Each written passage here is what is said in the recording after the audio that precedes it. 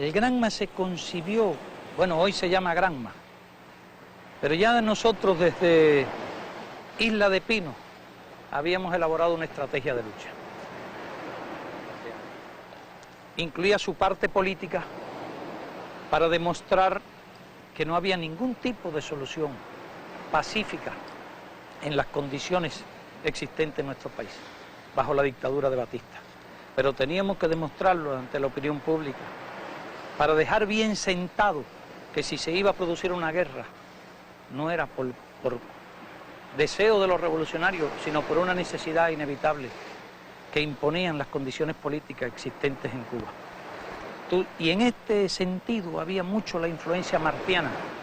Tú sabes los enormes esfuerzos que él hizo para demostrar que la única salida que había a la independencia de Cuba era la lucha armada frente a las corrientes reformistas y las corrientes autonomistas.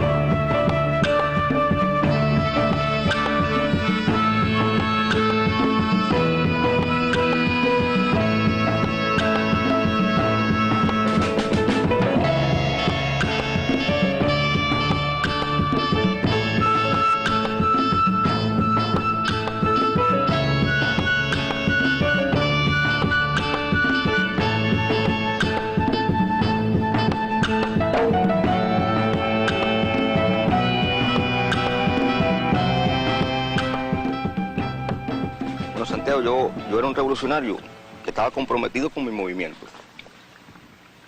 Habíamos salido de Isla de Pinos, continuaban las mismas situaciones por las cuales nosotros habíamos atacado el Moncada y habíamos pasado 22 meses en Isla de Pino en presidio. Ya había salido Fidel para México, yo y otro grupo de compañeros, Raúl y otros, y decidí unirme con mis compañeros.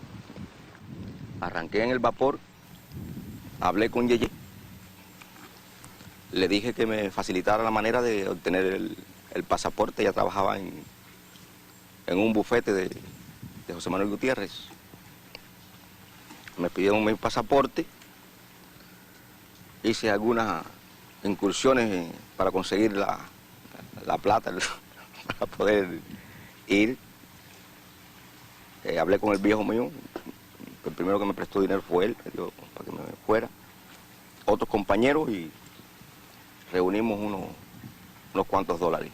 Nos fuimos el compañero Adrián López, el gallego que le dicen, y un compañero difunto que murió aquí en el desembarco, el compañero Cabrera.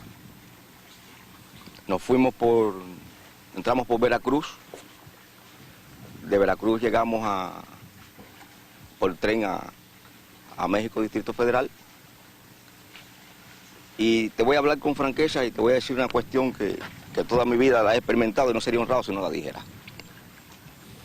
Me sentí por primera vez en México como un ser humano. Te voy a explicar qué significa esto. En aquella época, tú acuerdas cómo vivía el negro aquí en este país. Si a un bar le ponían club, ya tú no podías entrar. Todas las limitaciones, la enseñanza, las relaciones, una situación dura. Y en México, la verdad, en el grupo de compañeros y allí en la capital mexicana, me sentí moverme como un ser humano. Frecuentaba los lugares que se me antojaban, no era como aquí que tenía que primero pensar a dónde iba y si después iba, si me permitían la entrada. Esa fue una de los momentos agradables que yo sentí en mi vida. Momentos emocionales y momentos trascendentales lo he tenido a través de todo este proceso. No podía decirte cuál ha sido más trascendental para mí ni más importante. Todo ha sido emocionante, en todo he puesto mi voluntad, he hecho dejación de cuestiones personales siempre dadas para las cuestiones de la revolución. Mis años jóvenes los eché en este proceso y mis años de vejez pues continúo dándoselo también a la revolución. De aquí a que llegue la vejez suya... Bueno, no, pero tampoco soy tan joven. Ya el año que viene cumplo 50 años. Porque usted antes del Moncada y del Granma, ¿cuál era su trabajo?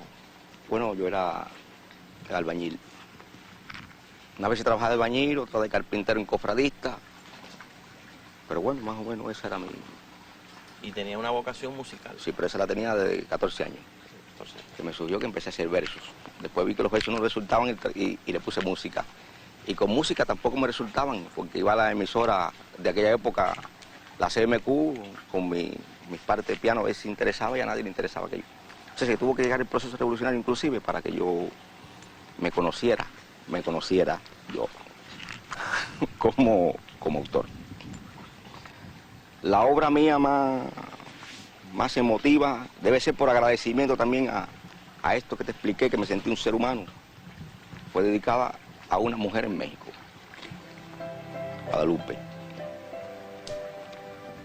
Ahí dije de las cosas de ella y de las cosas que me habían influido para hacer aquella canción en ese país. Y ahora es dedicada no a aquella mexicana, sino a todas las mexicanas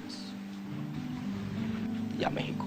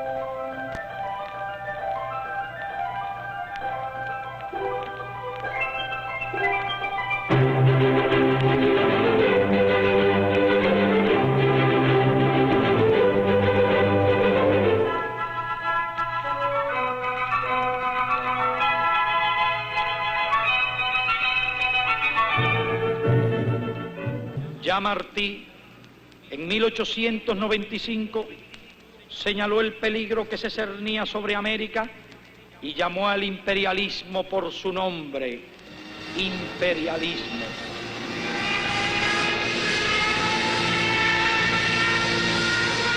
Vísperas de su muerte, en carta inconclusa porque una bala española le atravesó el corazón, el 18 de mayo de 1895, José Martí, apóstol de nuestra independencia, escribió a su amigo Manuel Mercado: ya puedo escribir, ya estoy todos los días en peligro de dar mi vida por mi país y por mi deber, de impedir a tiempo con la independencia de Cuba que se extiendan por las Antillas los Estados Unidos y caigan con esa fuerza más sobre nuestras tierras de América.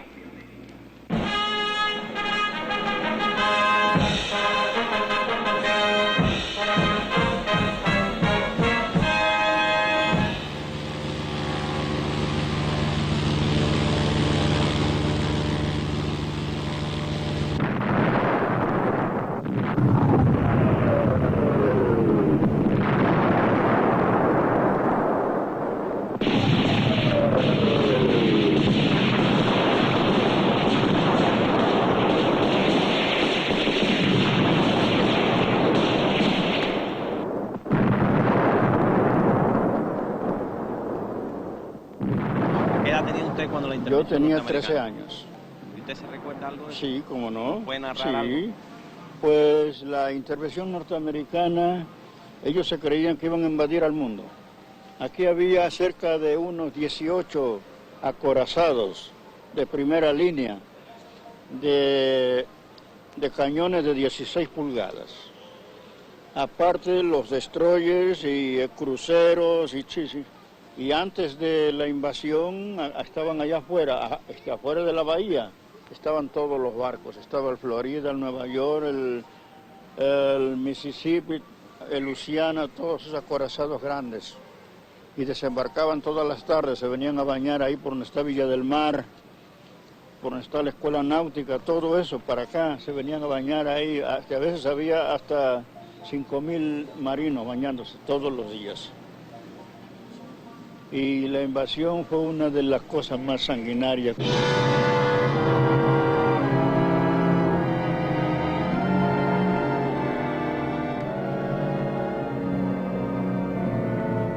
«67 años antes, en 1847, estos muros serían testigos de la primera invasión yanqui a Veracruz. 109 años después, desde Tuxpan, en la costa veracruzana, expedicionarios cubanos inician otra guerra necesaria, esta vez por la definitiva independencia.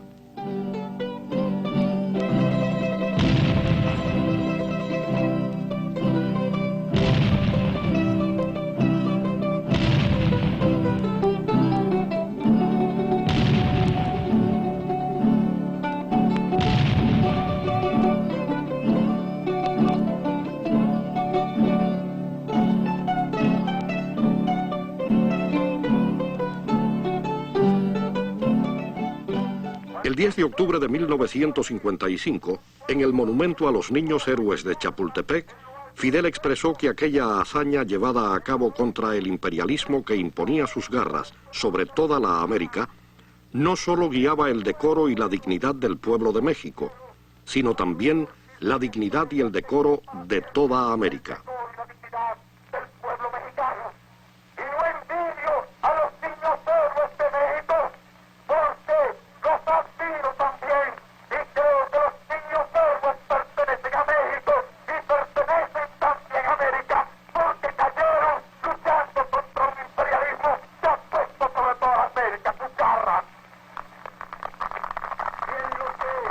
Juventud cubana se refiere, puedo decirles con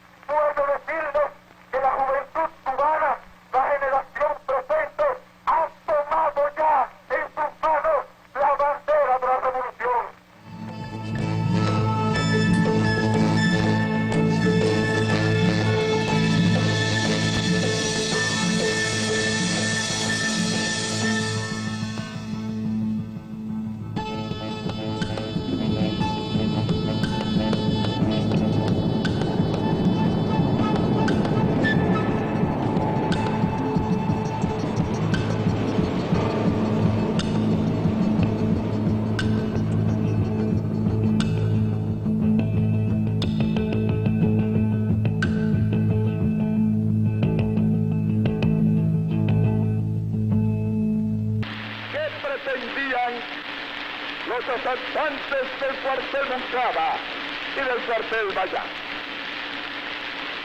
Era posible que, ocupado el recio baluarte de la jefatura oriental, pudieran imponer su voluntad, infligir una derrota al régimen y a las Fuerzas Armadas. No, nunca.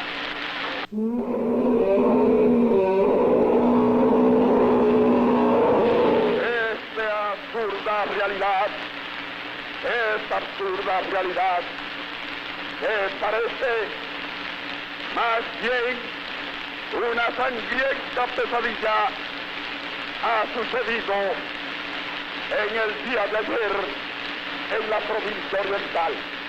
Han costado también numerosas vidas a los atacantes, a los que dirigían estos grupos facciosos. Se le han ocupado documentos comunistas, propagandas comunistas y libros de Lenin.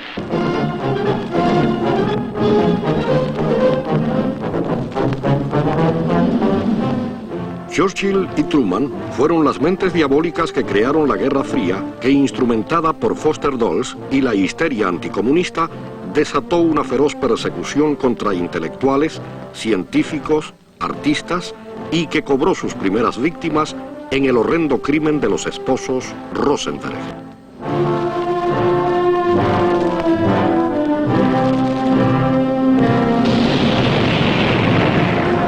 La hora crítica del mundo es hora crítica de Cuba.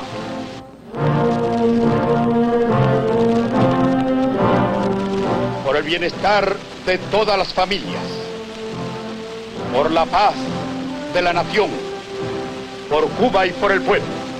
Salud. Salud.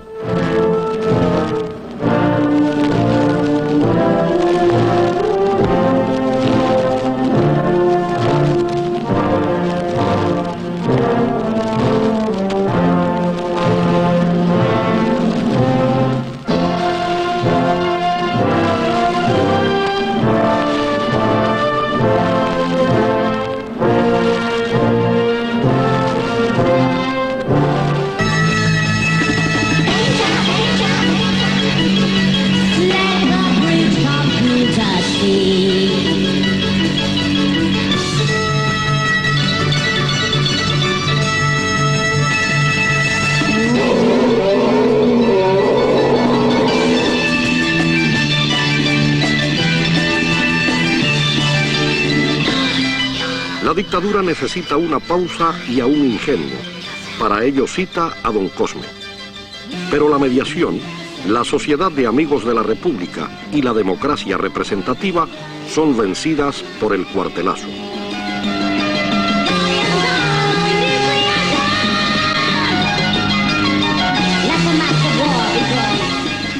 Algunos miembros del Consejo Director de la Ortodoxia ya no condenan al régimen cuartelario y están por la mediación y las elecciones.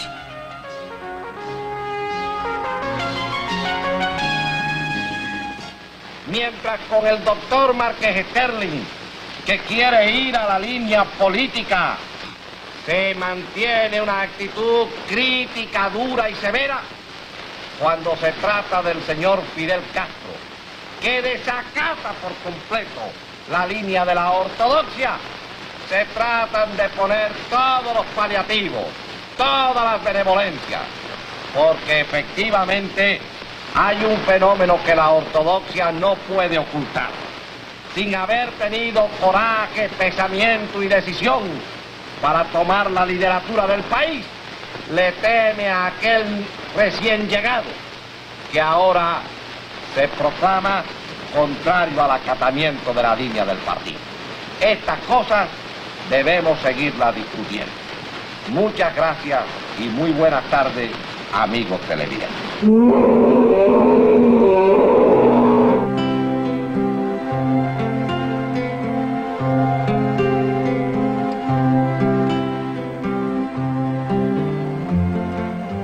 Cuando empezamos a a pensar que había alguna, por lo menos, que había posibilidades de la amnistía para Fidel y los demás compañeros, Melvin y yo nos dimos a una tarea tremenda en eso. Nunca realmente dábamos la cara. Nunca íbamos a decir públicamente la amnistía de Fidel y de los compañeros de Isla de Pino. Pero sí empiezan los partidos que querían ir a elecciones. Batista quería ir a elecciones. Y los partidos, el auténtico, no sé cuántos partidos, hasta una parte de la ortodoxia, todos querían ir a elecciones. Entonces, Melvin y yo sí nos dábamos a la tarea de ir a los jefes de esos partidos y decirle que qué pensaban, y cuando decían, no, vamos a elección y después enseguida le damos la amnistía a Fidel. Entonces, le decíamos que nosotros no podíamos hablar de elecciones sin saber si que Fidel estuviera en la calle, porque Fidel era el que tenía que decir y estar en la calle para eso. Pero también había muchos grupos, como el MNR, donde ahí conocemos a Armando Jari, a Faustino Pérez.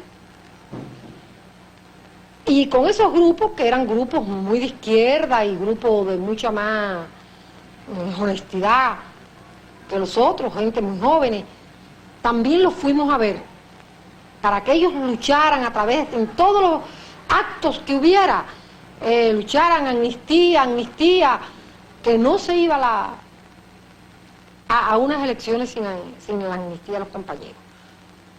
Tanto que se hace una movilización popular, gran parte del pueblo, con lo mejor de sí, una gran parte de los politiqueros, con las ansias de que Fidel al salir iba a estar de acuerdo con unas elecciones amañadas, dándole a él un cargo de representante o senador. Y parece que Batista también cree todo eso, y así surge la amnistía y salen ellos para la calle.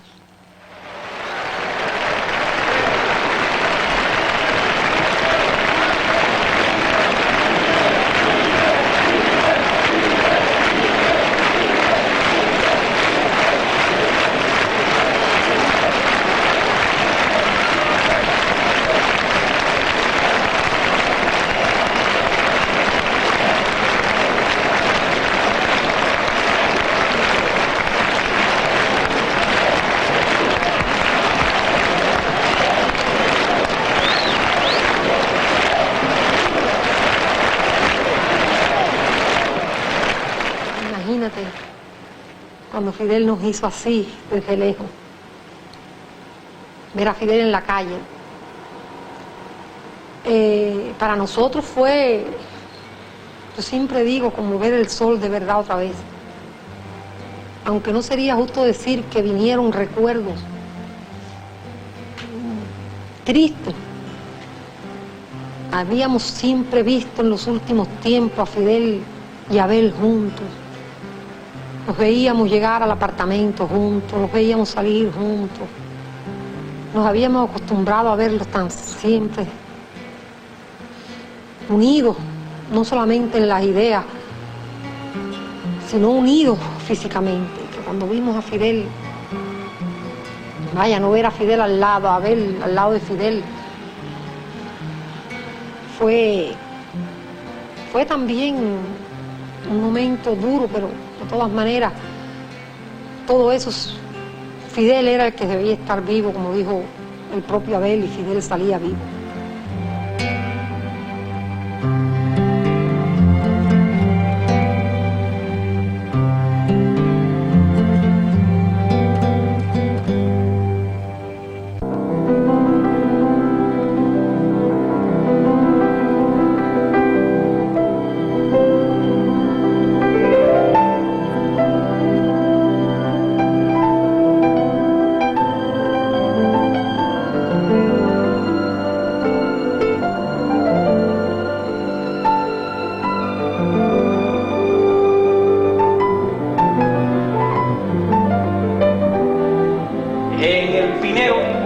Venía un grupo de compañeros,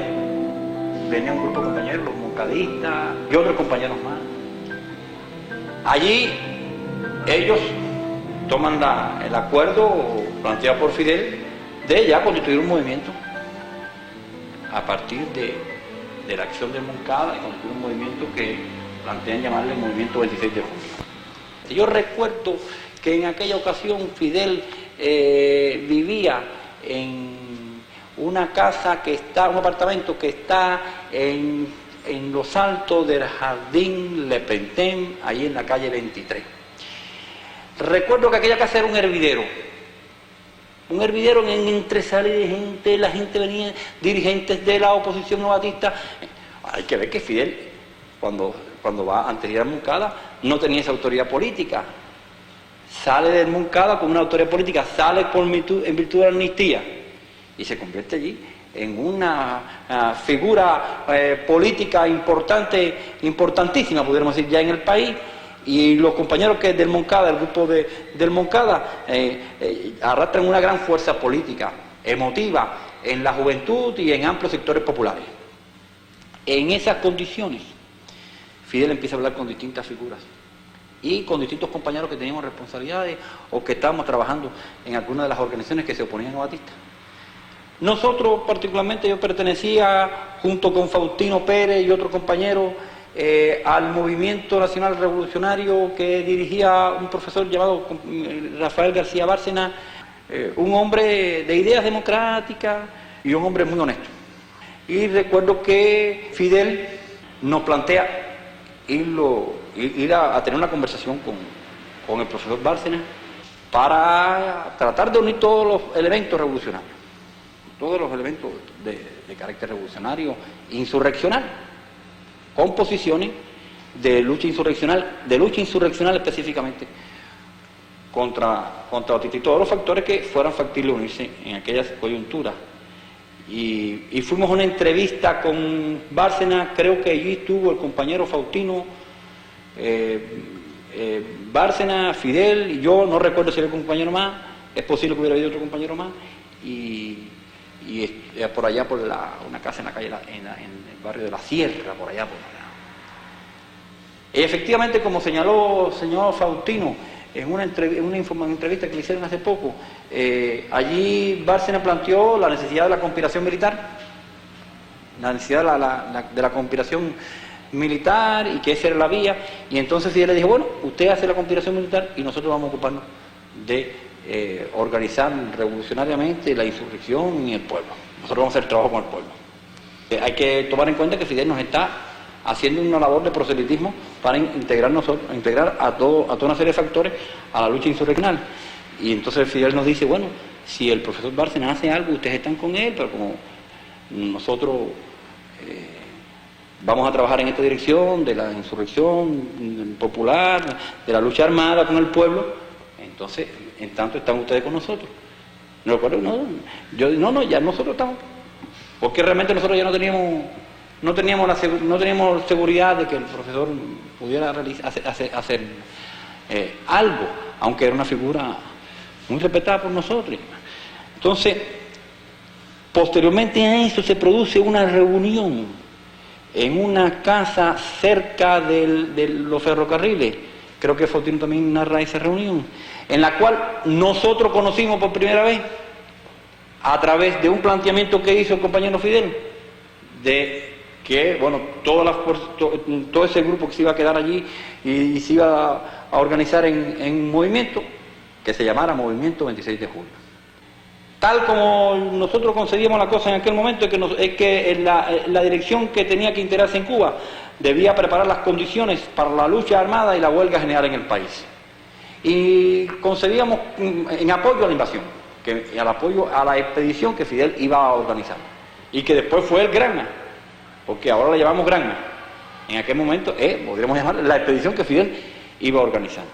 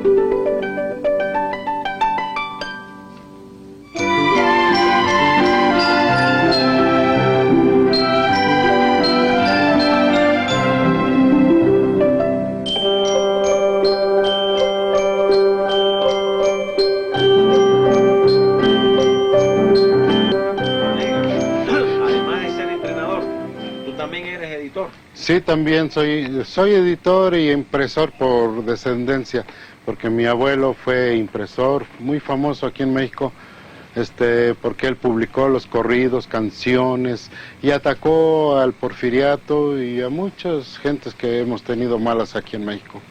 Y por descendencia sí, seguí esta carrera de impresor. A pesar de, después de mis cosas como ser luchador profesional, lo cual también sirvió para que Fidel Castro o Alejandro me dijera que podía yo servirle en esa situación. Pero también una de las cosas en que él tuvo muchas cosas en que quiso que yo hiciera fue sus primeros publicaciones de él, el manifiesto número 1, el número 2, todos los bonos que se fueron haciendo y los cuales en esta prensa aquí se hicieron. ¿Todavía funciona la máquina? Todavía. ¿Qué tipo de máquina es? Bueno, es una francesa, de las primeras mecánicas que vinieron a México. 1890 y tanto. ¿Y eso que estás haciendo? Bueno, esto es una publicación de un libro que voy a hacer. Mira, como verás, aquí dice editor Antonio Vanegas, para 1890. ¿Y esto que tienes aquí está...? Bueno, esta es la Catrina, la famosa calavera de José Guadalupe Posada, 1852-1913. ¿Cómo fue editado el manifiesto, aquel primer manifiesto? Bueno, tú sabes, había que hacer el linotipo, ¿no? Eso era un problema, porque aquí en México está prohibido hacer todas esas cosas subversivas. Entonces, viendo ese problema, pues, a base de un amigo me lo hizo. El linotipo, entonces, la forma, todo, que fue nada más 2 páginas, una página, ¿no? Tamaño triple, cuarto de triple, por los 2 lados impresa. Entonces, me lo hicieron, y aquí Fidel estaba, pero mira, desde un día, 2 o 3, constantemente para allá y para acá, diciéndome, Vanegas, ya está, ándale, apúrate. Entonces, fíjate, Fidel, de allá, fíjate, esto es chico, ¿no? Entonces, de allá para acá, de 2 zancadas, Fidel llegaba, iba nervioso para allá, para acá, venía, Vanegas, apúrate, y entonces agarraba una hoja como esta prensa, camina aquí, Maranoni se llaman estas prensas, agarraba un pliego, lo empezaba a leer, y yo nomás lo veía de reojo, ¿no? Porque yo me paro aquí y agarro el papel y lo estoy poniendo, y yo le veía, está bien, Fidel, me decía, párale, le digo, ¿qué tiene? Un punto.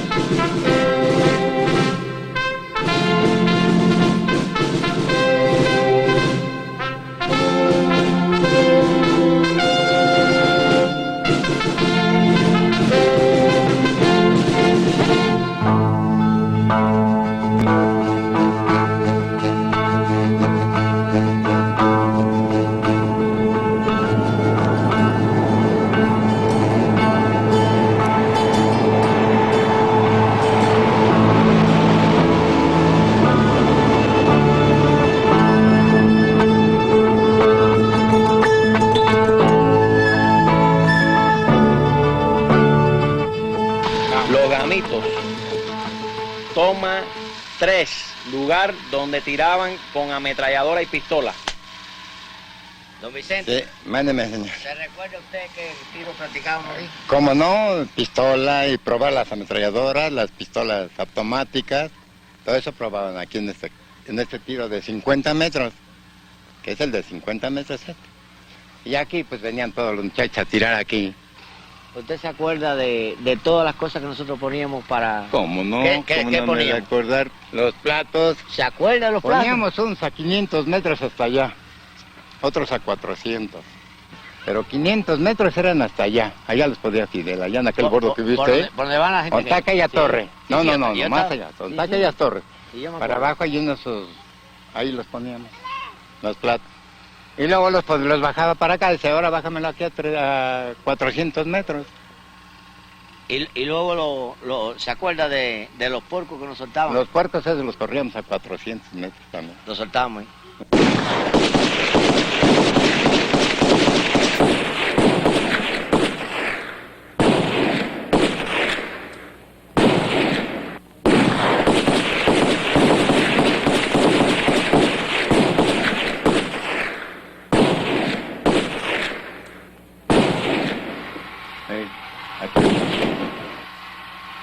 Se ha de acordar muy bien él de todo esto de aquí.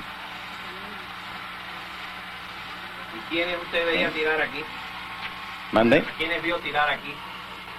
A todos los que comenzaron contigo. A no, todos. él no se acuerda. Venían como 10, venían de a 10 en 10, de 10 en 10, de 10 en 10, de 10 en 10. Todo el día, Todo el día se la pasaban aquí. ¿Y todos los días de la semana? todos los días de la semana. ¿A qué hora llegaban aquí? Había veces que a las 6:30 ya estaban aquí. De la mañana. ¿Y estaban hasta qué hora? Hasta las 8 de la noche, 7, 6, por ahí así. Todas esas barrancas ellos las visitaban, todo eso de por ahí. Nosotros hacíamos ejercicio caminando por toda la barranca. Por todas las barrancas. Después que tirábamos aquí, íbamos a hacer ejercicio por allá Sí. caminando. Allá. Nos bajábamos por aquí, cuando eso no existían casas ahí ninguna. Todo era cerro, Sí, entonces todo bajábamos. era llanura, todo era llanura. Todo era Bajábamos y subíamos hasta la Roma que hay allá. ¿Cómo se llamaba el campo este? campo de los gamitos. Nosotros lo fundamos.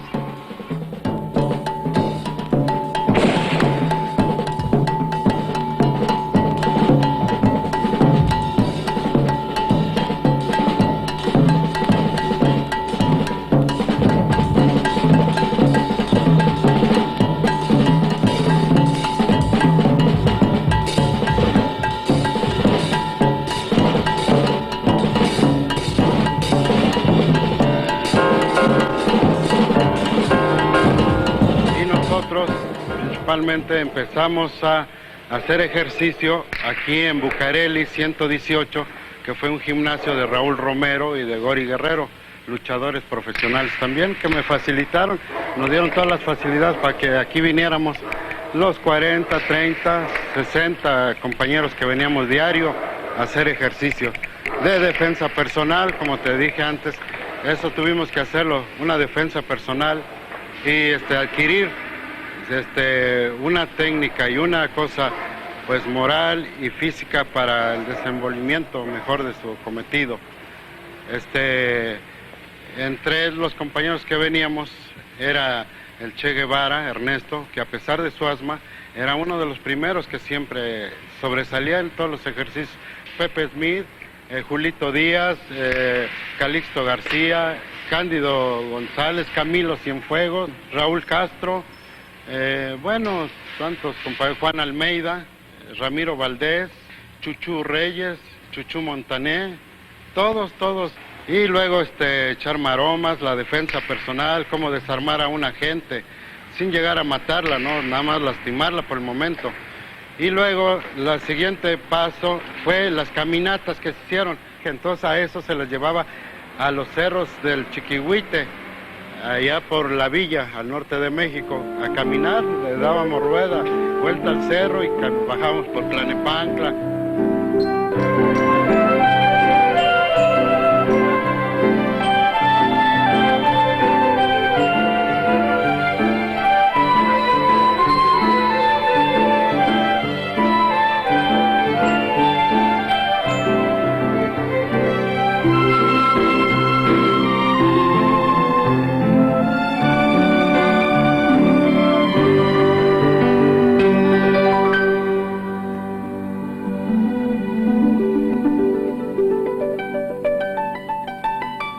Cambió ya eso, Santiago, ¿no? Aunque cuando tomaste eso... No, lo que ha cambiado es la carretera. En el 71 esa carretera estaba así. En el 75 hicieron una carretera nueva y ya pasan voces por ahí, guagua. Pero la casa es la misma. ¿Y este es el viejito? Y ese es el viejito, ya se murió. ¿Y el de los gamitos se murió ya también? También. Todos se van muriendo. Don Erasmo Rivera, ese es el nombre suyo y apellido. El mío. ¿Cuántos años hace que usted vive aquí? Pues hace 40 años. 40 años. ¿Siempre aquí? Siempre aquí. Ya es una vida completa. Completa, sí, sí. ¿Y cómo fue que conoció usted a Raulito? Y al Che. Y al Che y a todos esos señores, pues vinieron un día por aquí. Y luego, ¿verdad? Me dijeron que si no les rentaba.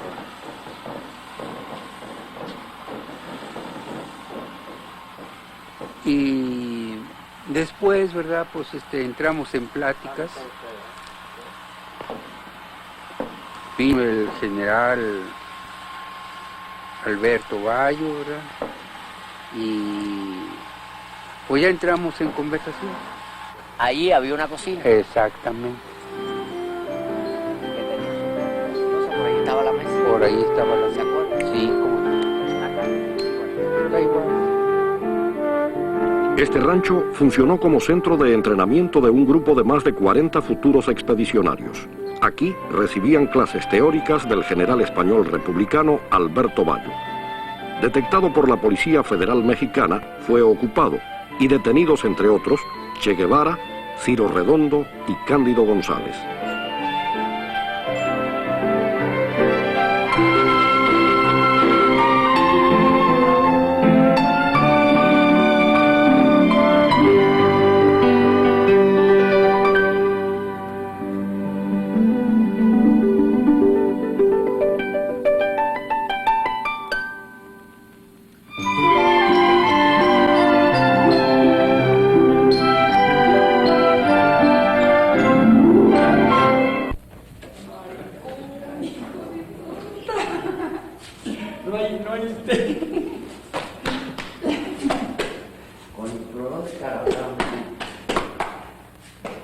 ¿Qué pasa, coño? Qué jodido está usted ya. Qué barbaridad. ¿Pero por qué te demoraste tanto? Porque yo soy una persona ocupada. Siéntate ahí, mira, ahí te tengo una cartica pues. Óigame, está usted ya muy jodido, ¿eh? ¿Qué va? Sí. ¿Por Yo qué? creo que usted ya ni con el himno nacional, ¿verdad? Sí, ¿verdad? ¿Qué crees? Que yo creo que ya no sirve usted para nada. Sí. Sí, que se tiene que meter de artista. Es todo el único remedio que le queda. Óigame, ¿cómo ha estado? ¿Qué? ¿Cómo están allá, eh? Bien. Espera. ¿Desayuno o no desayuno? Coño, no me había usted invitado a desayunar, me cago Pero, en la coño, mierda, ¿cómo voy a pero- desayunar si...? Pero... No, no me he desayunado y pero lo si peor son es las que... 1 de la tarde. Lo peor es que Susana tampoco se ha desayunado, No, es que... bueno, es que... Vamos a prepararle desayuno a Susana. No, no, no, entonces. Usted no tiene que desayunar. No, ni yo eso. no, yo me jodo. Dale a la niña. Siéntate. Pon tu silla para acá. ¿Café de 3 kilos? Sí. No, usted sabe que yo aprendí a tomar café de 3 kilos y luego en Cuba ya no se podía tomar más café de 3 kilos. Esta nació en Cuba. Esa es cubanita. Es la única cubana que él tiene. Sí, es la única Tiene cubanita. 7, 6 mexicanos y una cubana. Sí. ¿De verdad? Sí, así es. Sí. Así es. Es que en mi casa se trabaja. Pero mira qué linda es. Maricón, es que en mi casa se trabaja. ¿Sí? Sí. Se trabaja. Se trabaja. Sí, de noche, ¿no? De noche y de día, coño. Perdón, ¿usted cómo se llama? Santiago Álvarez. El señor Álvarez va a tener que cortar más de esta grabación que en todo, más que lo que ha cortado en toda su mugre vida, ¿verdad? Qué pena, qué barbaridad. Pero mire, me va a tener que hacer el favor de perdonar. Ponle azúcar y leche. En primer lugar, estoy con Chuchú. Coño, el plato no, ¿para qué el plato? Para eso tenía estas chingaderas acá. En primer lugar estoy con Chuchú, que realmente es como mi hermano, o más. Muchas gracias, igualmente. Porque hay momentos en la vida en que se acerca uno más a una persona que al mismo hermano. Y ese es el caso de este sonso. Y luego, después de tantos años de no verlo y de recordar tantas cosas, ¿verdad? Tantas cosas que estuvimos juntos, sin peligro de... Bueno, ¿verdad? Eso era común, ¿verdad? ¿Chuchú? Sí. ¿Se acuerdan de Juan Manuel? ¿Cómo no? ¿Sí? Sí, sí. ¿De Eso veras? No se puede olvidar. Manuel, Cándido, Coño, no. mí, ¿qué? De Es Juan imposible Manuel, de olvidar. Juan Manuel Márquez. Eso no se puede olvidar. ¿Cómo era Juan Manuel, hermano? una bellísima persona, con una calidad moral increíble, ¿verdad? Había tenido mucha experiencia, ¿verdad?, como hombre. Sí, era un luchador Viejo, ¿verdad? viejo ya en la lucha. Era grande, ¿verdad? Era un poco mayor que nosotros, ¿verdad? Sí, él me llevaba a mí creo que 4 o 5 años. Sí, era grande, y era una persona... Estuviera hoy, cuando aquello sí. Era todo un hombre, todo un caballero. Fíjese usted que, que una de las condiciones que yo le puse a Alejandro, a Fidel, era no tratar nada más que con él. Indudablemente, yo tenía que ser incógnito para poder desempeñar mi trabajo, mi función, ¿verdad? Y ya Fidel se daba cuenta más o menos mi responsabilidad, mi manera de trabajar, y etcétera, etcétera, etcétera. ¿Y quién sería Juan Manuel Márquez? Que un día Fidel me dijo, le voy a presentar a mi hermano. Es una cosa que sí lo debo de decir, porque yo lo comenté muchas veces con muchas personas. Cuando a mí Fidel se me presentó en mi negocio y me pidió unas acciones de mecanismo. ¿Tiene usted acciones de mecanismo belgas? Yo, como toda respuesta, tengo muy presente que le contesté, perdone, repítame usted su pregunta. Porque yo realmente me quedé sorprendido, ¿verdad?, que una persona me pidiera eso, una persona que no fuera un coleccionista, un norteamericano, alguna persona. Nunca lo hubiera pedido un centroamericano o un latino, en otras palabras. Y Fidel me repitió su pregunta con las mismas palabras. Exactamente repitiendo las mismas palabras me dijo, ¿tiene usted acciones de mecanismos belgas? Y yo me quedé más sorprendido. Y entonces, como toda respuesta, le volví a decir, mire, tenga usted la bondad de pasar aquí a mi privado. Y ya dentro de mi privado, él solo, le volví a decir, le volví a suplicar, pues señor, perdóneme, repítame usted su pregunta. Yo quería estar convencido de que él realmente sabía lo que quería, ¿verdad? Y me estaba pidiendo lo que él quería, ¿verdad? Pues estaba yo muy sorprendido de que él me pidiera eso. Y me volvió a repetir la pregunta exactamente igual. ¿Tiene usted acciones de mecanismos? Indudablemente que le haber pensado que yo estaba, o loco, ¿verdad? O que, en fin, no me puedo imaginar qué pudo haber pensado. Lo que sí recuerdo que él me repitió la misma pregunta, exactamente igual. Entonces yo me acuerdo muy bien lo que le contesté, porque para mí fue el principio de toda mi labor, pequeña colaboración a la revolución. Yo me acuerdo muy bien lo que le contesté. Le dije, mire usted, señor, yo no sé quién sea usted ni me interesa, pero si usted quiere, yo lo ayudo. Es que un Fidel cada 2000 años. Si acaso. Si acaso. Y eso lo estoy diciendo hoy, pero yo lo pensé hace muchos años, cuando lo conocí. Cuando era Alejandro. Cuando era Alejandro. Cuando usted no sabía que era Fidel. No, ¿qué carajos iba yo a saber que era Fidel? Hay una toma que van a tomar, donde se cerró la operación del Grama. Muy el importante. edificio ese. Muy importante, ¿eh? Sí. Esa es una toma que la tiene que tomar.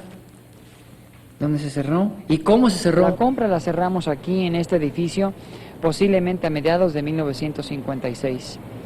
Me recuerdo que venimos a ver al señor Erickson y a la señora. Ellos tenían el barco allá un poco abandonado y ya estaban bastante desilusionados de tenerlo, ya no lo querían, realmente no lo querían. Entonces venimos, Fidel como mi hermano menor, un poco como siempre es él, ¿verdad?, impulsivo.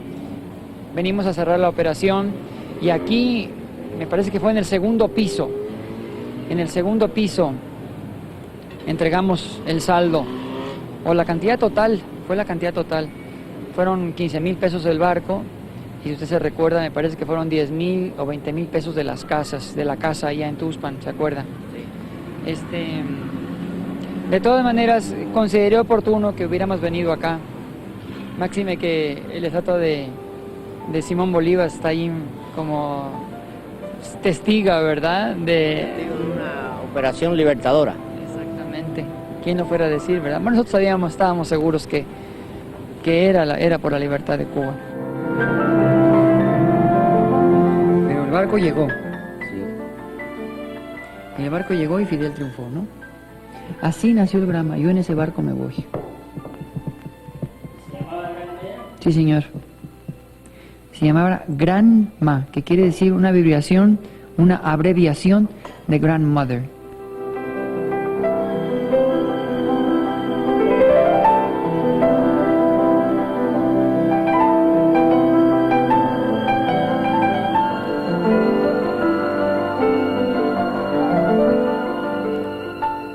¿Qué sensación tuvo usted cuando le dijeron que usted no podía ir en la expedición del Gran Macúa? Le voy a hablar con toda franqueza. Yo soy un individuo que creo y que quiero creer y que me entrego y que me gusta entregarme.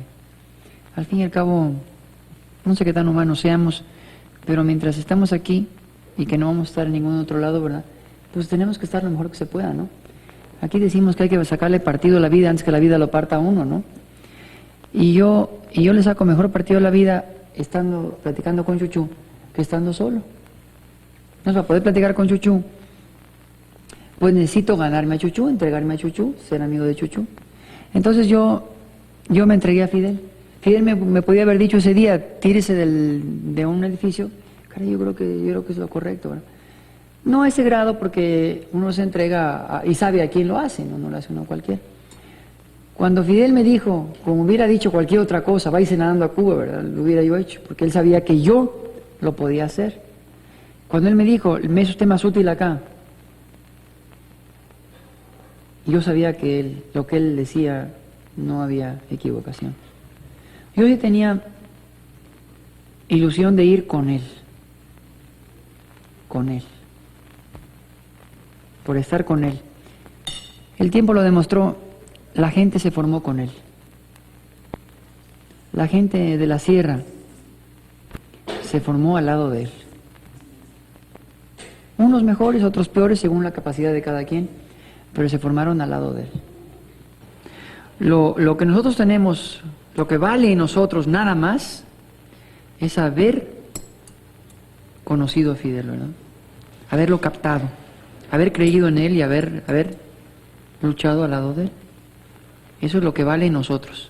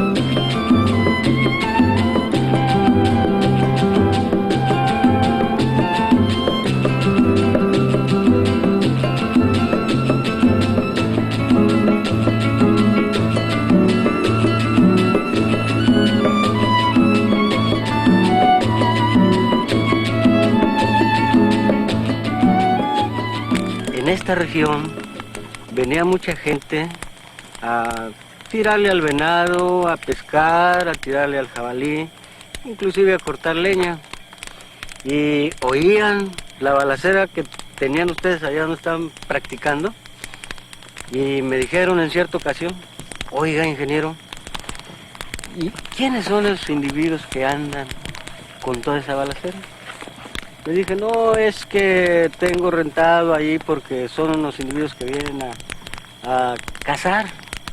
Dice, hombre, pues con ese ruido que arman nunca van a poder matar un venado. Además, le espantábamos los venados de ellos. Sí. Que aquí había un plan de entrenamiento complejo, diría, que consistía en hacer prácticas de tiro en las márgenes del río, que veremos. Hacer caminatas. Prácticas de marcha. Marchas, sí, marchas. Cruce del río, ascenso de las montañas ese que hay por ahí. Sí. Establecimiento de postas, incluso sin que se consideraran que eran tan indispensables, pero como un entrenamiento también a la gente. Consideramos este problema de las fogatas para tener visibilidad y establecer guardias nocturnas. Al principio no lo hacíamos, pero entonces desde muy pronto encontramos que las serpientes cascabel llegaban donde estábamos nosotros y además el frío nos azotaba bastante. Llegaron a pasar por aquí hasta 42 compañeros aproximadamente, 42 compañeros, pero el grupo de compañeros que ya permaneció aquí de manera permanente y que después de aquí se trasladó hasta el Granma fueron 35. Solo. ¿Ustedes llegaron en vehículo hasta la finca esa ya? Esa nos costó trabajo encontrarlo. Pero en la época nuestra no se llegaba. Sí, Estaba solo, se llegaba en un camioncito. Sí, porque bueno, sigue no habiendo carretera hasta el lugar, desde el pueblo. No hay camino. Un trillo que puede ser que en alguna época del año funcione mejor. Eso es. Yo recuerdo que yo volví ahí como 2 veces, yo fui otra vez.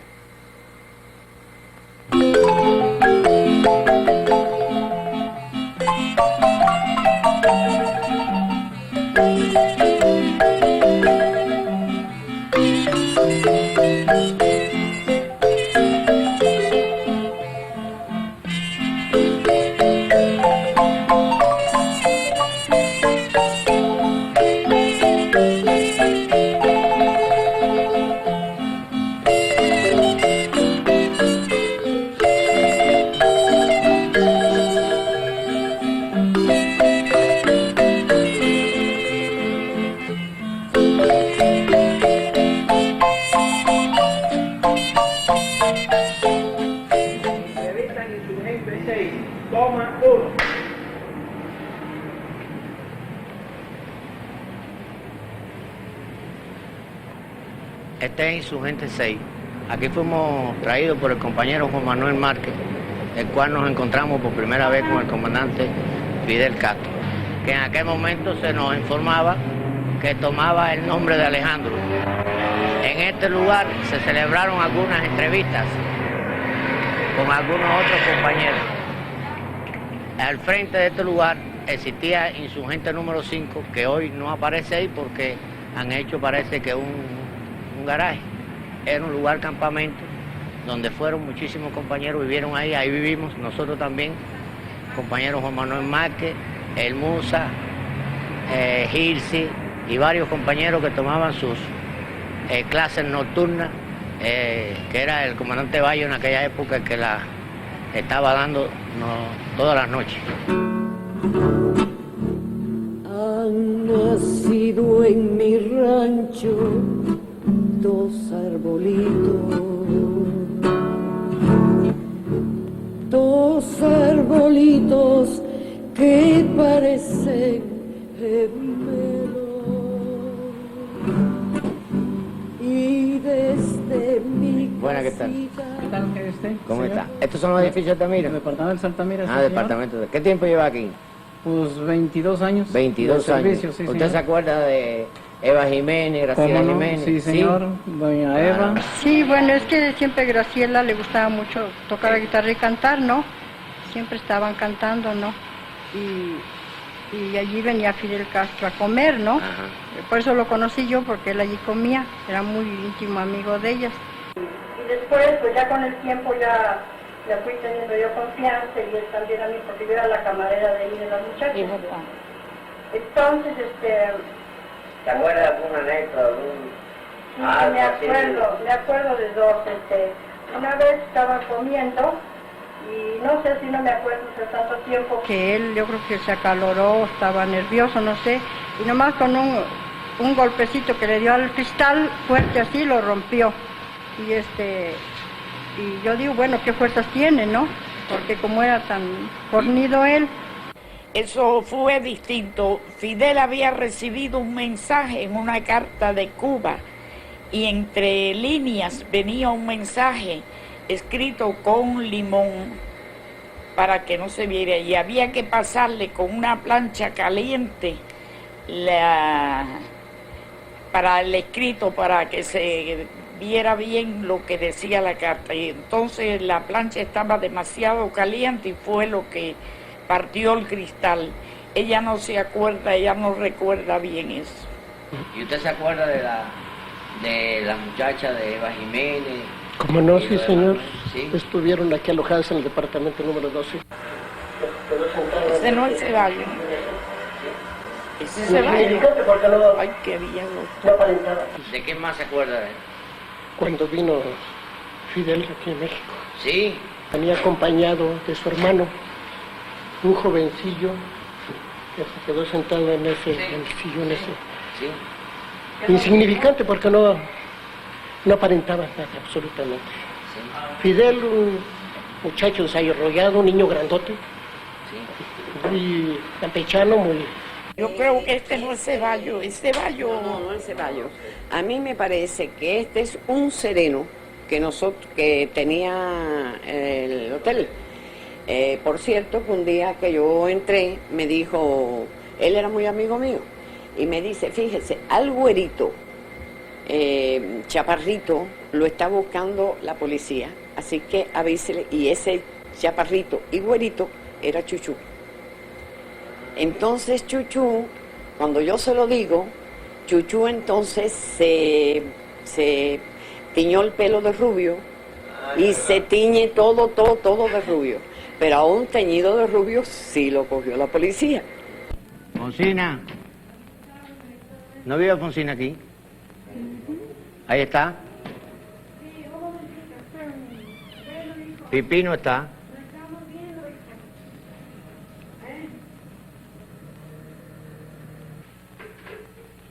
Bueno, Fonsina no está. Aquí estoy. Caramba. Pero no te acuerdas. Hombre, qué bárbaro, Pero qué gorda tú estás. ¿Cómo te va, Chuchú? ¿Qué tal estás? Oye, ¿te acuerdas? Claro que sí, ¿cómo no me voy a acordar? Oye, pero qué gruesa tú El estás. señor no me saca así sin... ¿Sin qué? Ay, oye, ¿y tú quién eres? No, pero ven acá, muchacho. ¿De verdad? Oye, ¿y Pipí dónde anda? ¿Y a qué hora viene? No tarde en venir ahorita. ¿Sí? ¿Qué están haciendo aquí? Pues esto, estamos recordando los tiempos pasados. No me digas. Sí, todo. Ay, que me da mucho gusto de verte, qué bárbaro. ¿Tú ves que tu casa es histórica también? Pues yo ¿Y digo tú eres parte de la historia de Cuba? Sí, ¿Eh? bueno, si quieres. Ah, es que tú eres parte de la historia nuestra. ¿Eh? Pues si lo reconocen así. Ah, bien, pues ¿no? sí. Sí. ¿Eh? Oye, ¿qué me cuentas de Almeida, de todos ellos? Pues de bien, Chucho Montaner, te mandan un todo, abrazo. De Ya. Melba Hernández. Sí, Melba quería venir. ¿Y por qué no vino? Bueno, porque no podía venir todo el mundo. vinieron ustedes? Me mandaron a mí, sí. Ay, qué bueno, me da mucho gusto. ¿Y Fidel? De lo mejor. Qué bueno, De lo mejor está. qué bueno. ¿Y Raúl? Bien, También está por allá. bien. Sí, Ah, cómo nosotros nos han no. abandonado del todo. ¿Te acuerdas de la fiestecita que se daban aquí? Pues sí, siempre fueron. El merengue aquel que bailábamos. ¿Tú ves? Los poquitos ratos que teníamos alegría casi los teníamos aquí. Los cafecitos aquellos que tú hacías. Todo lo que estuvieron haciendo aquí conmigo, todo el tiempo. Las tortillitas aquellas que tú traías. Todo el tiempo estuvieron aquí. Sí. Nosotros siempre estamos recordándolo. En una Navidad mandé tarjetas por todos lados. ¿Ves? Claro que pues a Fidel no le puedo mandar porque no sé dónde está. Ni a dónde se le dirige, ni nada, pero no voy a poner Fidel Castro Cuba, ¿no? Pues fíjate que casi que le tienen que poner así, porque los mismos Fidel están a punta de maíz que en el Cabo San Antonio. Sí, ya sé, Que como recorre siempre. toda la isla. Ahí está ya. Esa es la señora de Benítez. Mira quién está aquí. ¿Quiénes son? Ay, caramba, pero siempre el Chuchú Reyes, qué gusto me da verte. ¿Y qué? ¿Qué me estás entrevistando? ¿Qué me estás haciendo? ¿Qué me estás haciendo? Vinimos a saludarte. Qué bueno, qué Estamos gusto. recorriendo los lugares por donde estuvieron todos los compañeros. Qué bueno, me alegro, Chuchu.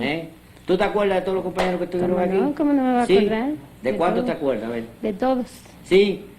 ¿Pero De cuánto? A ver. Bueno, pues de los que convivieron conmigo, con mi mamá, Camilo, Liché, tú. Pues gran parte están muertos, ¿no? Anmejeira. ¿Quién otro? Cándido González, pero Cándido está muerto, mamá. Sí, bueno, no importa, fueron todos. Pues, ¿cuál otro? Ay, Faustino Pérez. ¿Cuál otro? Aldama, Almeida, ¿no? Sí. Todavía tengo buena memoria, ¿verdad? Pero tu mamá se acuerda de Juan. Félix el Musa. Te digo, pero yo dije que de algunos, algunos de los de mi aprecio estaban muertos.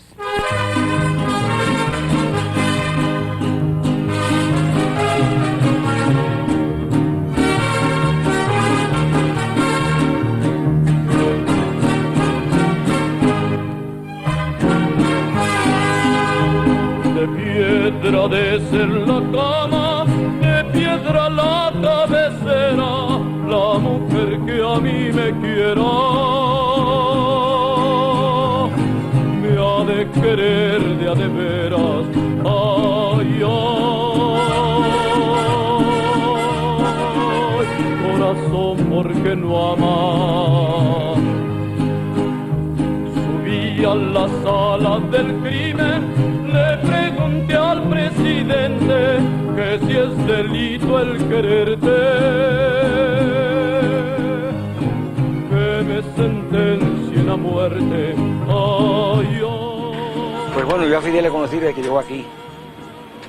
Es más Fidel, que a Raúl, que a Camilo, que al Che, en fin, a todos los componentes del barco, ¿no?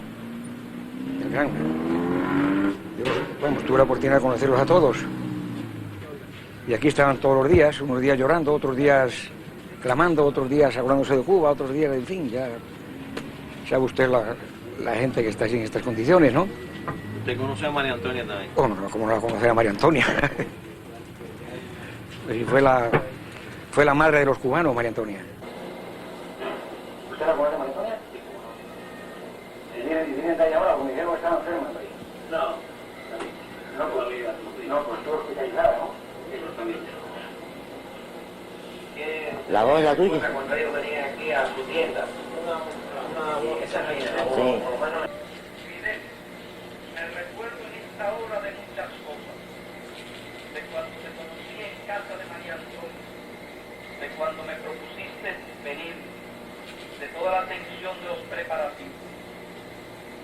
Un día pasaron preguntando a quién se debía avisar en caso de muerte, y la posibilidad real del hecho nos golpeó a todos. Después supimos que era cierto, que en una revolución se triunfa o se muere, si es verdadera. Usted que está ahí viendo la casa de Empara en 49 y la mención que hace el Che en la carta que le manda a Fidel cuando se va para Bolivia, ¿usted podría decirnos algo en los momentos en que Fidel conoció al Che en su casa? Bueno, se conocieron normalmente. Mira, Fidel, este es el Che. Mira, Ernesto Guevara, médico, argentino, que tal y cual. Y entonces, nada, se trataron normalmente, como dos personas que se conocen uno de antes, sí, de antes. Yo no sé si el Che visitaba la casa, una casa como de huéspedes, o vivía el Che también allí, porque fue antes de casarse con Isla Gadea. Después se casaron ellos, al tiempo, no sé qué tiempo. Frente al Galveston, en ese edificio que tú me recuerdas ahora que es el número 6, ahí con el tiempo llegamos a tener un apartamento también nosotros. Bueno, en ese edificio, debajo o cerquita de él, hay un restaurante. En ese restaurante, en el mes de julio del año 55, donde se sostiene esa entrevista entre Fidel y el Che, que yo participo, y es donde el Che decide unirse a nosotros. Por eso Fidel dice que el Che y yo fuimos los primeros en formar parte de la lista de los futuros expedicionarios. Entonces Fidel, donde primero para, él llega en julio, es en el cuartico que yo tenía en el Galveston. Entonces yo me voy a casa de María Antonia. Pero un cuartico muy chiquito y no cabíamos ni siquiera los dos. Continuamos. ¿Usted se acuerda a qué se dedicaba el Che en aquellos? Sí, él estaba nombrado en el Hospital General de Médico, alergista del Hospital General. Alergista. Alergista. Él en aquella época se dedicaba a buscar gatos, gatas, no gatos, porque él hacía un estudio de los ovarios de la gata, no sé qué lío ese tenía él, y los operaba. Yo era el ayudante del chef, ¿verdad? Y los dejaba caminando, que era lo más bonito del caso. Eso es una cosa tremenda. Hasta yo salía a buscarle gatos al chef. No, es que yo no tenía nombre. Ahora, si no le grabaste una mala palabra a María Antonia, señora María Antonio, tiene que volver a entrevistar a María Antonia. Dice Raúl que tiene que decir. ¿Qué fueron a hacer Fidel Y Juan Manuel de Estados Unidos fueron a Nueva York ellos a recaudar fondos y a buscar partidarios de la revolución y dieron unos actos en Nueva York.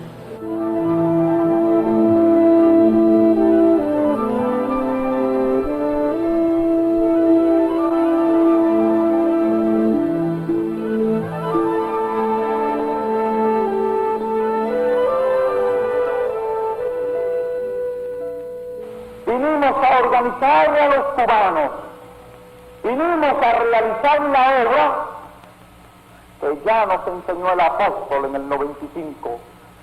Venimos para hacer entre muchos la obra aquella que solo pudo hacer un gigante. Venimos a hablarle a la inmigración cubana de Nueva York y de Estados Unidos, porque está ocurriendo en Cuba exactamente igual, y habría que estar ciego para no verlo. Está ocurriendo exactamente igual que en el 68 y en el 95.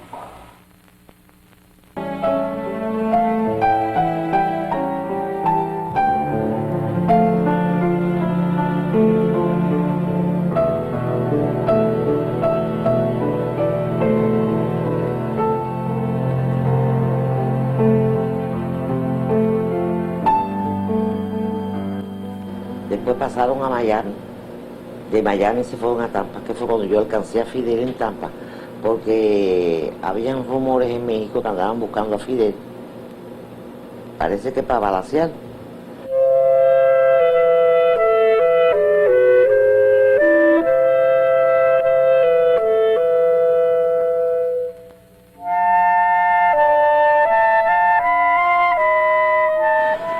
Esta es la calle Jalapa 68. Aquí vivió el compañero Capitán Aldama. En ella se celebraron algunas de las reuniones del pacto del movimiento 26 de julio con el directorio, donde asistían Fabre Chomón, José Antonio Chavarría, Juan Nuiri y algunos más.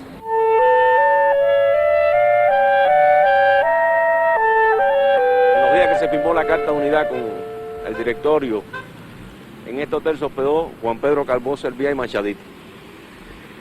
Yo acompañé una noche a Raúl y a Ñico, que vinieron a una entrevista con ellos, y a entregarle además un dinero para el regreso a Cuba. Se hospedaron en una de las habitaciones de arriba.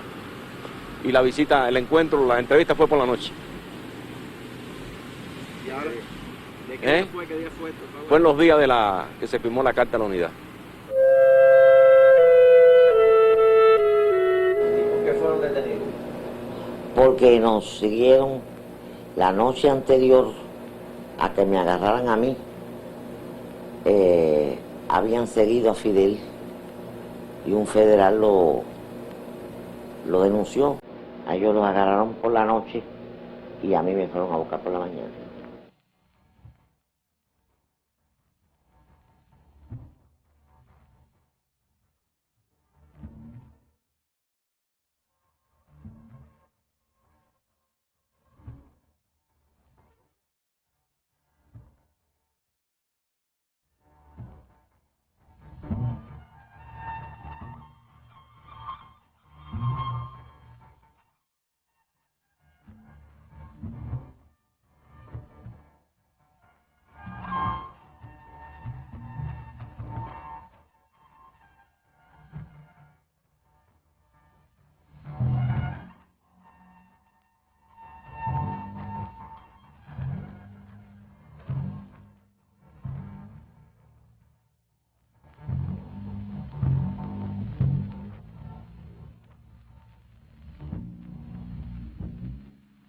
recuerda el momento que hizo el general gestiones para la libertad de Fidel Castro cuando fue preso? Nosotros nos dimos cuenta en realidad de que aprendieron a Fidel Castro, aunque no sabíamos nosotros, repito, quién era, pero sí nos dimos cuenta de que el general hizo varias gestiones ante las autoridades de México para que fuera libertado, porque en realidad no tenían delito que perseguir en contra de esta persona, pero sí sabíamos perfectamente bien que se trataba de una persona que el general estimaba en mucho y lo aceptaba además porque platicaba con él y lo recibía en su casa. El general lo recibía en el despacho, en la oficina, platicaba con ellos, yo los veía entrar, pero les puedo confesar que no sabía yo de qué se trataba, ni los llegué a ver más que en grupo cuando abrían la puerta o cuando entraban o salían, o que algún ayudante me decía, se trata de unos muchachos cubanos de los que usted sabe, que están aquí clandestinamente, en fin, trabajando para la revolución. General, por la cercanía que tenía con usted, sí nos puede transmitirlo. Bueno, sí. A ese respecto sí les puedo decir de que el general siempre tuvo simpatía por ese grupo y sabía que llegarían al triunfo realmente. Eso sí les puedo yo decir. Que el general siempre confió en ellos, siempre decía que eran un grupo de muchachos idealistas, pero idealistas con fundamento, con convicciones, y que pronto se vería realmente el resultado de ellos. Sobre la austeridad, o mejor dicho, sobre la disciplina, no importa las circunstancias que nos encontremos, ya sea en un presidio con una disciplina rigurosa impuesta por el enemigo, ya sea en el exilio, ya sea en una prisión, cualquier lugar, la disciplina, sin la cual no puede haber nada. Una gran unidad, una gran hermandad entre todos nosotros, una gran austeridad. Después de la guerra, que es el otro factor, presidio, exilio, la guerra, ¿no? Cualquiera de las tres cosas son de las tres que más unen a los hombres. Y la mayoría de nosotros pasamos por las tres. El grupo fundamental o fundador del ejército rebelde, del movimiento 26 de julio. Es difícil encontrarse en la historia del movimiento revolucionario una revolución triunfante con tantas adversidades gigantescas en sus mismos comienzos, que es la etapa más difícil de cualquier proceso. Lo que pudiéramos llamar nuestra Fernandina se dividió en varias etapas. En varias ocasiones nos fueron incautadas armas y equipo. Un golpe muy serio fue la ocupación del rancho Santa Rosa, que nos servía como campamento y lugar de entrenamiento, así como la casa de la compañera María Antonia González. Fidel y una veintena de compañeros fuimos detenidos y recluidos en prisión durante un mes. Al final, cuando en medio de contratiempos y tensiones nos aproximábamos a la hora de la partida, se produjo el último y uno de los más duros reveses en aquella etapa. 3 de las casas que nos servían como campamento fueron descubiertas. Aquí en Sierra Nevada 712 vivía Enio Leiva y Pedrito Miré. De aquí fue donde ellos cayeron presos y donde nos ocuparon la federal unas cuantas armas valiosas a nosotros. O por lo menos en una posposición del plan insurreccional, solo sirvió para hacer que Fidel se creciera aún más y decidiera salir a todo trance y sin más demora para Cuba.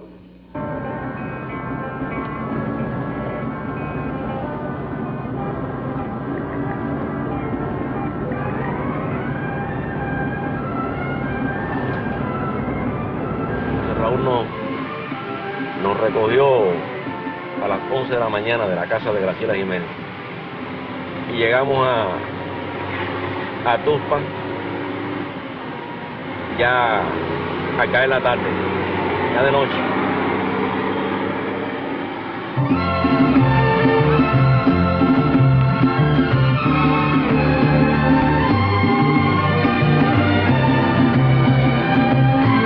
Ahora les voy a señalar el lugar donde nos detuvimos y nos dirigimos ya directamente a la residencia del río. Bueno, el camino antiguo era este. Esta carretera es nueva, que es la que conduce al puente que une a Tuxpan con Santiago de la Peña. Antiguamente eso no existía. Nosotros llegamos aquí y continuamos por esta que era la única carretera hasta el punto donde le señalaron a Raúl que debíamos de bajar. Bajo la lluvia nos trasladamos ya hacia el lugar donde estaba el grano. Bueno, desde el punto aquel donde nos bajamos el automóvil, caminamos directamente por este camino bajo la lluvia, seguíamos a Raúl hasta este lugar aquí donde está la casa. En aquella época la cerca esta no estaba porque nosotros entramos por aquí. Después empezaron a llegar a otros compañeros que iban directo al grano. Pero Raúl entró en la residencia y nosotros entramos con él.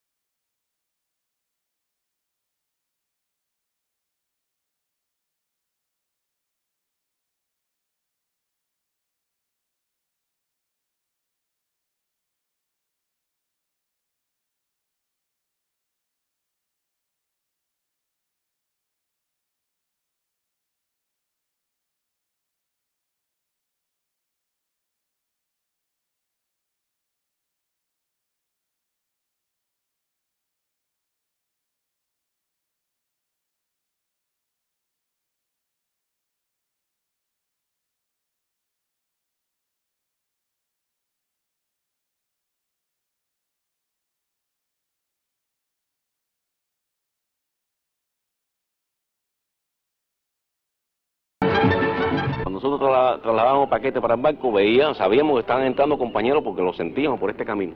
No sabíamos quiénes, ni de dónde, por lo menos yo no sabía dónde venían, ¿no? Y alguien los organizaba aquí porque iban al barco.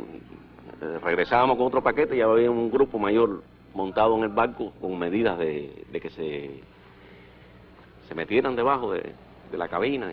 Yo llegué un poco tarde, porque durante toda la tarde estuve que estar en la capitanía del puerto tratando de obtener el permiso para que el barco saliera. Había yo pretextado un viaje de paseo con algunos amigos, pero había mal tiempo y se avecinaba un norte y no querían darnos permiso de salir. Y no querían, y toda la tarde traté de conseguir el permiso. En definitiva me dijeron que hiciera yo lo que quisiera, pero que el permiso no me lo daban. Ya al final, después que los compañeros casi todos estaban en el barco, se dejó acercar a los compañeros, a algunos compañeros que se iban a quedar, que se quedaron. Incluso la compañera Melo Hernández llegó hasta aquí, y otros compañeros, que el Cuate también. Y aquí nos despedimos, diríamos, y arrancó el yate en esos momentos, cuando quedaron aquí una serie de compañeros. Debe haber sido triste para Melba quedarse aquí, esa decisión de quedarse. Ella insistió mucho en ir, pero una decisión de Fidel. Una decisión de Fidel.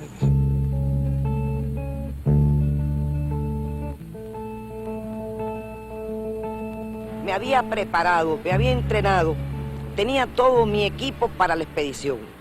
Se me había convencido de que el barco no tenía condiciones para traer a una mujer.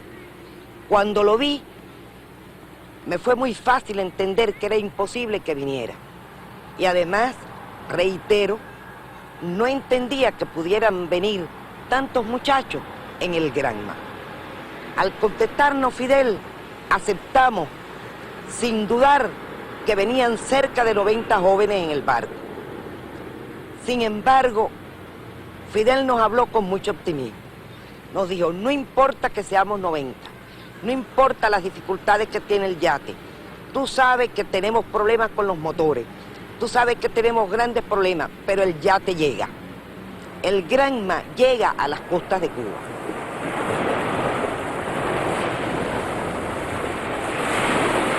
En condiciones muy difíciles, perseguidos internamente en México, puesto que lógicamente nuestras actividades, en cierta forma, aunque no se dirigían contra el Estado mexicano, violaban las leyes mexicanas. En condiciones muy difíciles tuvimos que organizar a los hombres, entrenarlos, buscar los medios para venir a Cuba y preparar la expedición. Cuando salimos nos estaba buscando la policía de México, a todos. Incluso perdimos una parte de las armas que traíamos. Solamente pudimos traer el armamento para los 82 hombres y algunas armas adicionales que después fue imposible prácticamente trasladar. Nosotros habíamos hecho una discutible promesa de que en 1956 seríamos libres o mártires. Se puede discutir la procedencia de esa promesa, pero en realidad tendríamos que luchar duramente contra el escepticismo reinante en Cuba y contra las tendencias políticas que buscaban seguir la vía electoral haciéndole el juego a Batista. Por eso tuvimos que hacer aquella dramática promesa y estuvimos siempre decididos a cumplirla.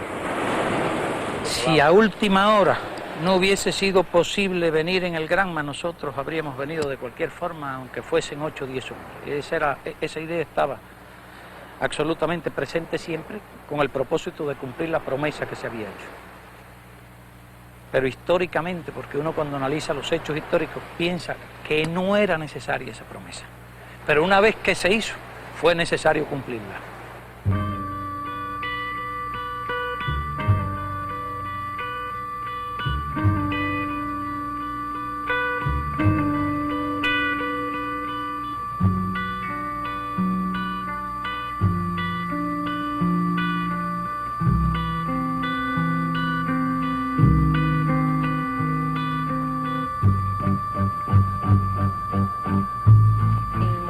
En esta zona de por aquí, en sí se basó en su base social fue obrera totalmente, ¿no?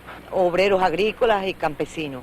Cuando se estaba estando ya en México, Fidel allí, el desembarco, nosotros teníamos la responsabilidad de apoyar el desembarco en esta zona de por aquí.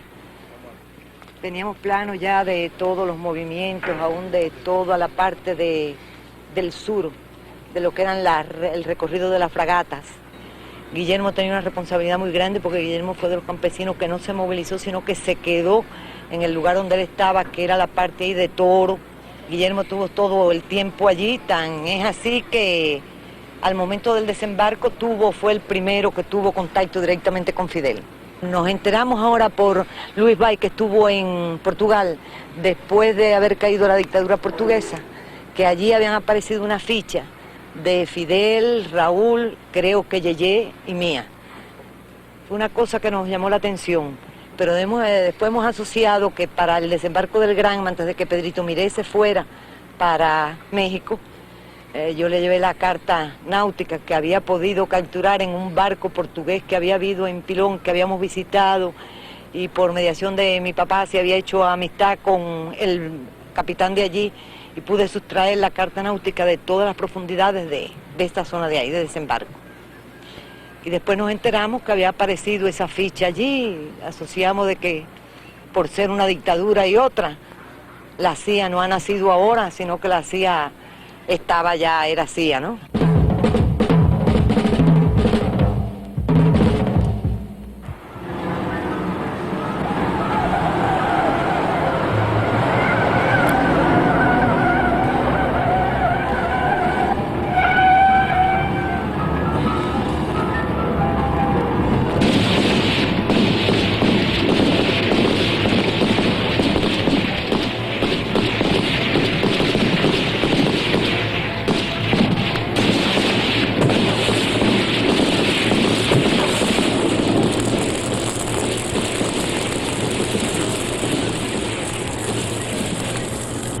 Pero ese día, la orden que nos dio Frank fue que no dijéramos que iba a hacer reacción ya del desembarco, sino que iba a haberse un gran simulacro. Íbamos a dar una alarma para que todo el mundo estuviera en su puesto y comprobar si todas las medidas eran las adecuadas para el momento del desembarco de Fidel. O sea que a todo el mundo lo que les dijimos fue a las 5 de la mañana en el punto que tú sabes. Llamamos por teléfono, a las 5 de la mañana en el punto que tú sabes, porque se suponía que la acción, es decir, a las 7 estaba determinada ya que la acción iba a comenzar con el morterazo del cuartel Moncada, que iba a dar el aviso para todo el mundo. Pero de todas maneras sí se le había dicho a todo el mundo que a las 7, a todos los que iban a asaltar, que a las 7 en punto asaltaran, sonara o no el morterazo.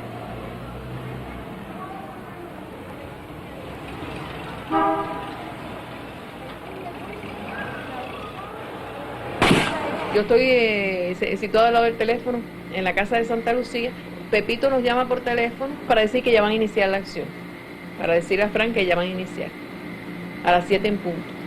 Y ahí, bueno, sentimos ya los tiroteos, sobre todo de la estación de policía que quedaba muy cerca, y se realiza la acción de la marítima, que quedó bien, de la policía marítima.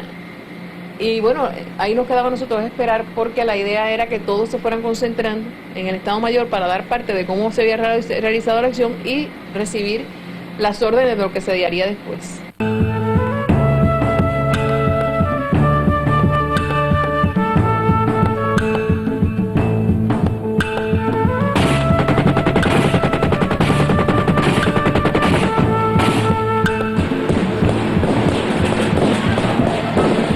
Nosotros nos encarábamos en el techo para ver lo poco que se podía ver desde allí, y vemos que está saliendo humo del techo, que se ha prendido la estación de policía, y también vemos, bueno, el Catalina está pasando todo el tiempo, incluso nos dicen bájense del techo, y empiezan a tirar algunos tiros para amedrentar.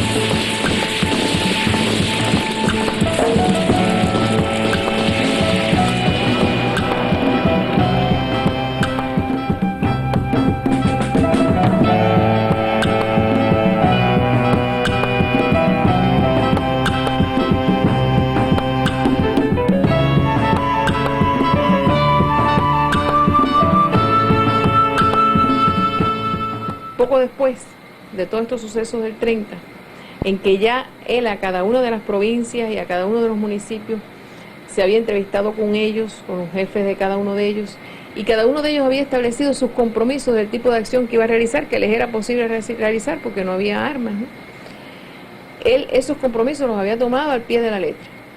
Y después de los primeros contactos con Fidel, con los compañeros del ejército rebelde, y que se establecen los primeros contactos no ya personales, sino a través de los mensajes, él inmediatamente se dio a la tarea de ir por toda la isla, tomándole a cada uno el informe de qué acción había realizado, si no lo había realizado, por qué. Es decir, en una forma muy disciplinada fue exigiéndole a cada uno la responsabilidad por lo que se había comprometido antes del 30 de noviembre. Frank era extraordinariamente organizado, exigía disciplina de los compañeros, y en la formación de los compañeros se mezclaba esto que yo les decía a ustedes, sus características de maestro y de militar.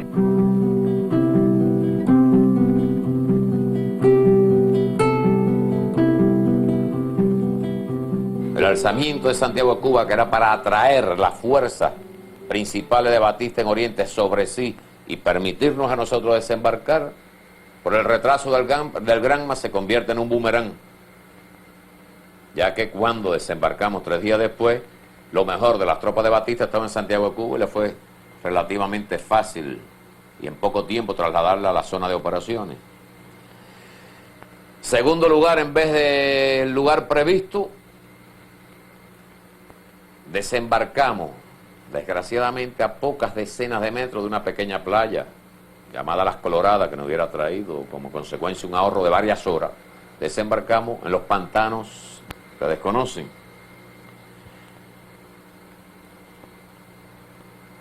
Allí recuerdo que mi pelotón fue el último en descender. El primer expedicionario en tirarse al agua fue René Rodríguez, que como era muy delgado, el agua le daba pecho y le decía a Fidel, ya de pie se puede caminar bien. Cuando se tiró Fidel, mucho más corpulento que él, Fidel se hundió en el lodo.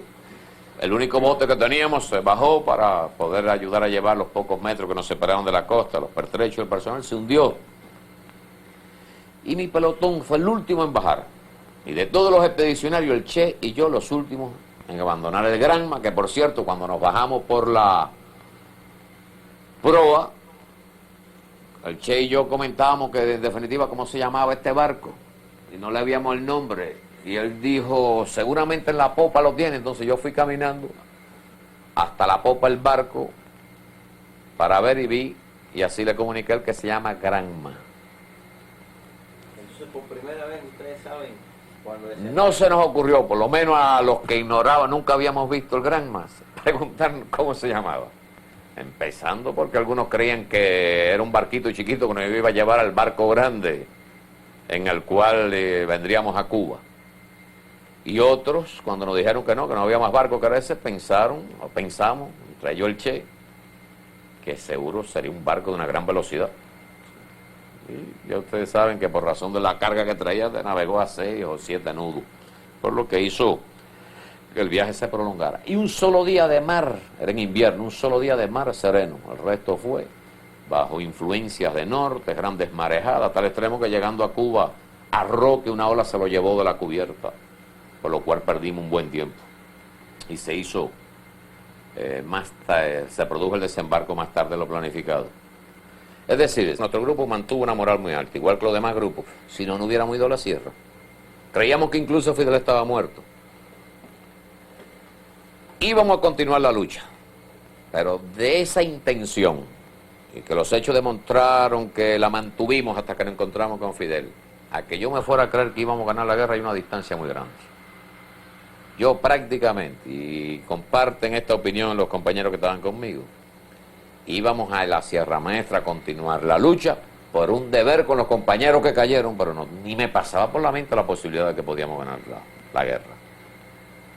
Una alegría inmensa cuando me entero que Fidel está vivo, que está cerca donde yo acampo, allá en la finca de Elmer Cardero.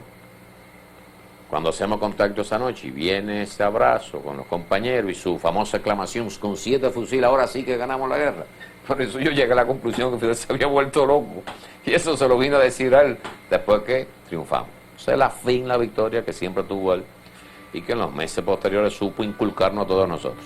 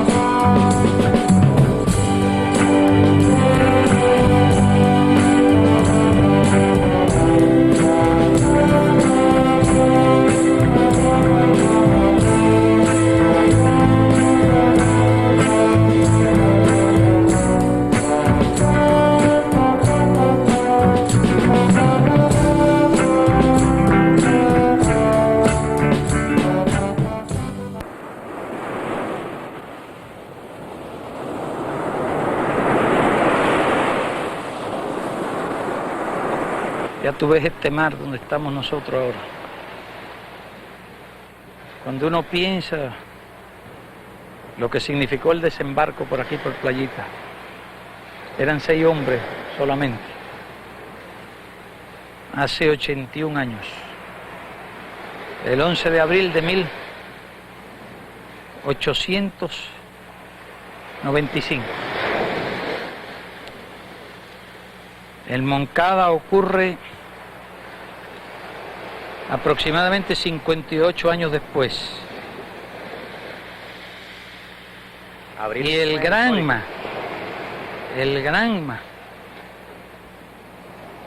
ocurre 61 años después de Playita, desembarco del Granma. Ahora me pongo a imaginar lo que significó aquel hecho. Desembarcar de noche por esta costa. No abundan estas playas. En el diario de Martí dicen que a las 7:30 se prepararon para desembarcar. Ya en aquella fecha era de noche. La noche era tormentosa. Martí dice que rumbaron mal. Llegaron aquí a las 10 de la noche. En una noche oscura. Me pregunto cómo pudieron encontrar esta playita. Porque indiscutiblemente en estas costas, en las zonas de rompiente fuerte y de roca, habría sido virtualmente imposible desembarcar. De puro milagro encontraron un rinconcito tan pequeño como este, que apenas tiene 80 metros, para desembarcar. Más allá hay una playita un poco mayor, pero después no se encuentran playas por estos lugares. Cuando veníamos en el helicóptero hacia acá, estábamos mirando la topografía del terreno. Son montañas ásperas, bastante secas, de una vegetación muy difícil de atravesar. Y me imagino lo que tiene que haber sido para Gómez y para Martí, y los demás expedicionarios, pero especialmente para Martí. Que Martí no tenía experiencia de la guerra. Que Martí no era un hombre físicamente fuerte. Que Martí había dedicado su vida a un trabajo de organización, a la creación literaria, a la creación política, era un intelectual. ¿Cómo habrían sido aquellos momentos y de dónde encontró fuerza a realizar una proeza semejante? Remar, desembarcar, cargar con su mochila, con su fusil, con sus 100 balas, caminar de noche por esos lugares donde nosotros con mucho trabajo hemos llegado de día, avanzar por todas esas montañas en aquellas condiciones, es algo realmente increíble. Pero él mismo decía que precisamente de esas situaciones, de esa felicidad que el hombre encuentra cuando está realizando una tarea de esa naturaleza, es que saca fuerzas. Y él sacó fuerzas y nunca se vio en todo el diario de Martí, jamás se ve una queja, sino todo era optimismo, todo era entusiasmo, todo era orgullo. Él decía que había dejado las cadenas que lo habían acompañado durante toda su vida en la lucha por la independencia de Cuba.